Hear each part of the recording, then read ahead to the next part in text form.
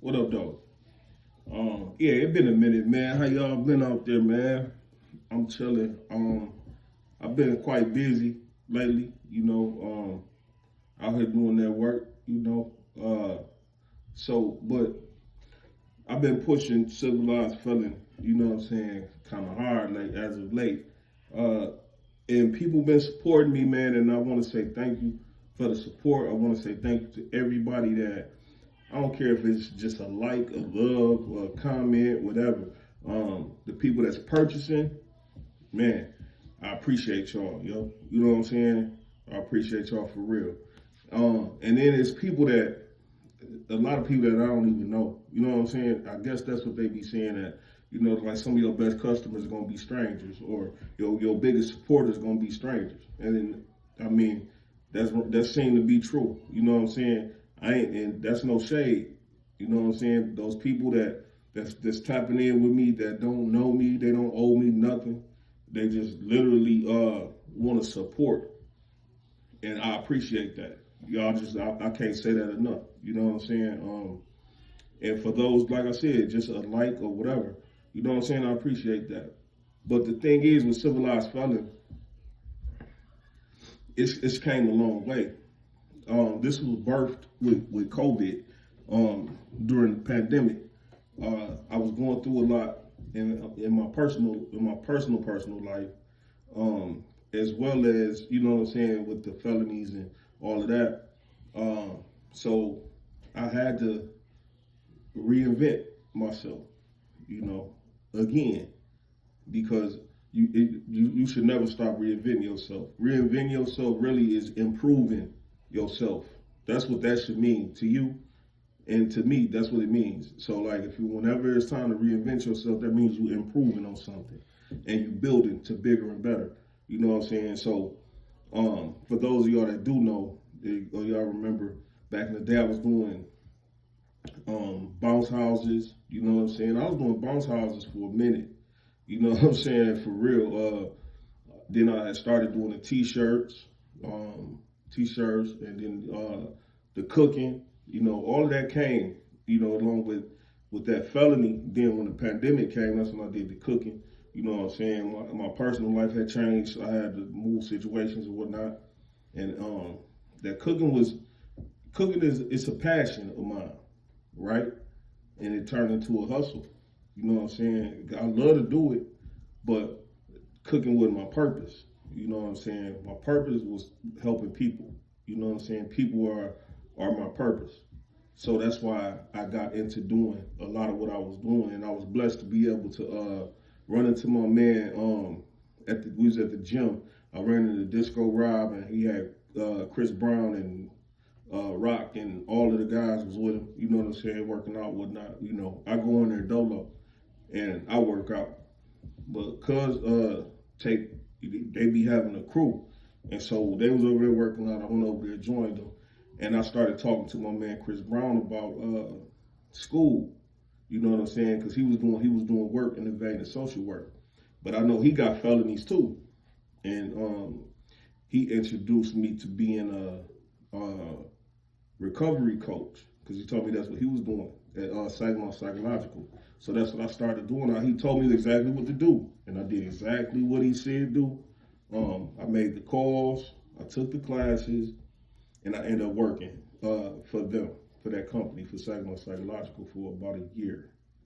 And then at the same time I was working for them, I was working for Families Against Narcotics too, But the people that I was working with was people like me, you know what I'm saying? Most people was in recovery, you know what I'm saying? Or some people was just dealing with probation and dealing with issues that they just needed peer support with. So, I was a peer support specialist, recovery coach type, and I love doing that. You know what I'm saying? Because it ain't nothing like working with people that's like you, because you know exactly what they need.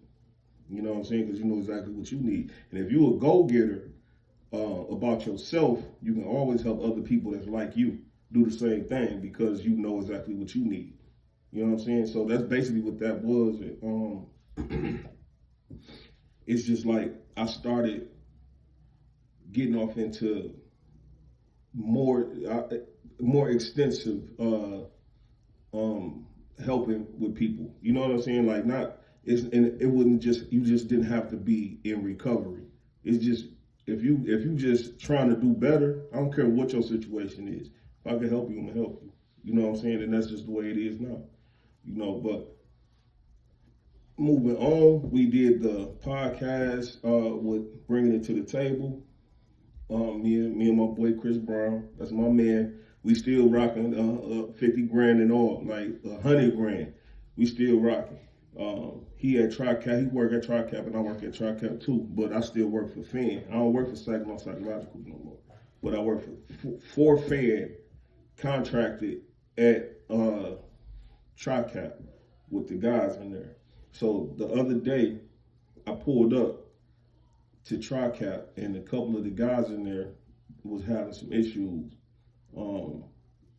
The younger guys, and you know, they from the streets, because this is a when I was there, one of the employees said that it's a level, they called that a level 1 prison. A couple of the other guys, they begged to differ. They was like, yeah, nah, this ain't no prison.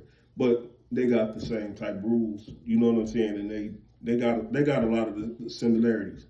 But it's definitely an alternative to prison. So the guys in there, they all, you know, there's some young guys, and everybody is from different sets, like different cities. You know what I'm saying? I got a guy from Detroit, Grand Rapids, a guy from Lansing, a guy from Flint, and you know, so personalities clash, right? And that's fine. But these two particular guys, they struck me because they got a place like close to my heart, because they remind me of me and some of the guys that I was growing up with when I was younger. So what I did when I found out these two guys had got into it, I had my class, and then after my class, I went and gathered up all of the leaders that I noticed. You know what I'm saying? And yeah, they was black, most of them. And I did that for a reason, because I had taught in my class about the Willie Lynch theory. A lot of people didn't even know who Willie Lynch was. In my class, I got probably about 20-some people, but I had maybe 8 black men in there that day. So I went in the dorm and I picked out all of the leaders from the black crews, or whatever you want to call it, and I took them outside. And I had a conversation with them, especially the two that clashed, that got into it, that was talking about what they was going to do to each other. You know, I'm like, you know, bro, listen. I explained to him about the Willie Lynch theory and how Willie Lynch told those slave owners that they can control their black slaves by pitting them against each other, young and old against each other, light-skinned and dark-skinned against each other, rich and poor against each other, from different sides of towns, from different plantations, or whatever you want to call it. And all of this formula that Willie Lynch put together and told these slave owners, this is how you can control your black slaves. Now, mind you, your black slaves, that just means that those are our forefathers. You know, those are our people.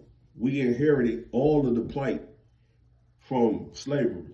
You know, everything that they instilled in the slaves back in the 1700s, starting from the 1700s up until now, is still prevalent. It's still going on.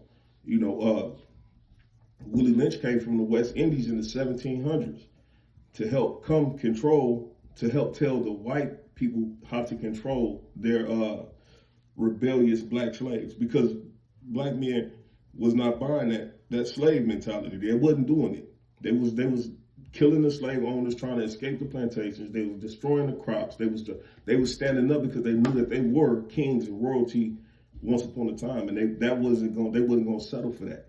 So what Willie Lynch did was he came from the West Indies to here, America, and he implemented this program with all of these slave owners, and it was strictly to destroy the confidence that black people have in each other, the love that black people have for each other, to turn it all into distrust and hate. He said envy and distrust will be the key factors to this formula that he was giving them, and it worked.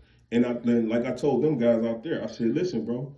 I said, after I talked to everybody, and I even had a white guy out there. I had some white guys out there that understand. They understood what I was saying and what I was trying to do, and they was with it, you know. But at the same time, I told those two guys, I said, listen, man, y'all don't even know each other.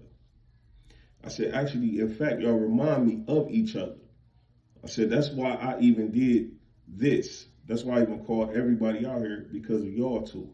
You know what I'm saying? I said, because for the simple fact, you and him are leaders in your own sectors of your communities, whether y'all know it or not. And you don't have to be selling dope or doing this negative, ill stuff just to be respected. You know, I did. I told him, like, listen, man, I'm not telling you that I'm knocking your hustle. I don't knock anybody hustle. I don't knock nobody hustle, bro. How you hustle is how you hustle. You know what I'm saying? You got to deal with the demons that come along with whatever it is that you're doing to get your money. But at the end of the day, if you selling drugs or if you doing something like that, man, that stuff should never been a permanent solution for your financial situation. You know what I'm saying? Selling drugs or doing anything should have been a means to an end, bro. Like, if you was trying to get on to do something, make a plan. I told him, I was like, listen, man, I understand if you only know one way to hustle, then I'm not knocking that. I said, but bro, while you locked up in here, get you a pen and a paper, figure out a plan, and come up with a plan for your life. Because you cannot rely on selling drugs all your life. And the drugs that y'all selling nowadays ain't even real drugs. It's literally poison. Y'all literally are selling each other poison. Because this epidemic with these pills and this heroin is not even, and cocaine, is like everything is laced with fentanyl. It's a fact. It's a fact that y'all think y'all doing something. They think they're doing something out here, and they popping perks and they listening to this music, and the music telling them this and telling them that, and they being programmed on how to continue to destroy their own people. Because 6 out of 10 Percocets are laced with fentanyl. Literally. So you put 10 Percocets in your hand. Adderall, whatever, Oxy, whatever you think you put in your hand, because people got pill presses, and people thinking they taking real medication. But it's like me. I'm sitting in the dark room with a light. I could have a pill press next to me, just putting all type of garbage in these pills and just making it look pretty, and knowing that y'all just so hyped up and y'all want to believe the hype and be with the wave, that y'all gonna buy it. Y'all gonna buy it, and y'all gonna be out here taking these pills on the strength of thinking that y'all doing something cool. Y'all trying to be relevant, and y'all trying to be in that wave. But I'm telling you, dog, anytime where the odds is over 60% that you might die from taking it, it shouldn't even be fun no more. It shouldn't even be fun no more, bro. So anyway, my point is, it was a system put in place for us to kill each other, to destroy each other, to destroy our families, to destroy us being even able to recreate or procreate. All of it is working, bro. And it's like, don't nobody seem to care.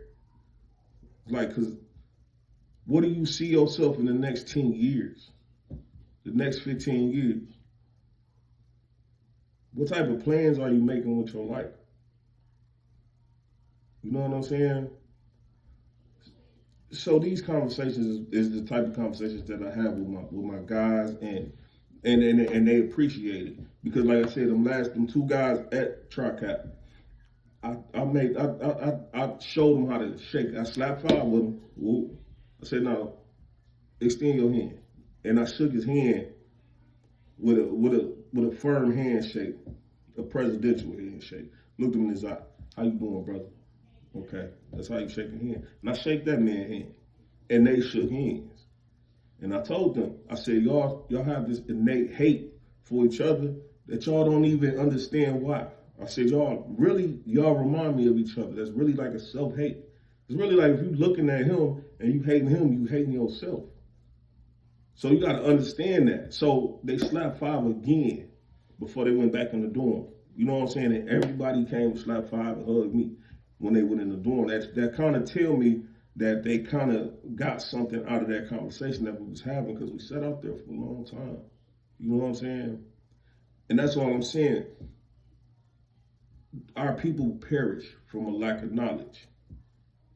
For real. So the more that you learn, the more that you know, and the more that you know what's right in your head and that you try to do right, the more you should share with other people. You know what I'm saying? Share that with other people, man, because this cycle has got to be broken. And it's only going to get broken from us. Ain't nobody else going to come do it. Ain't nobody else looking to come break no cycles in our community or rebuild the black families.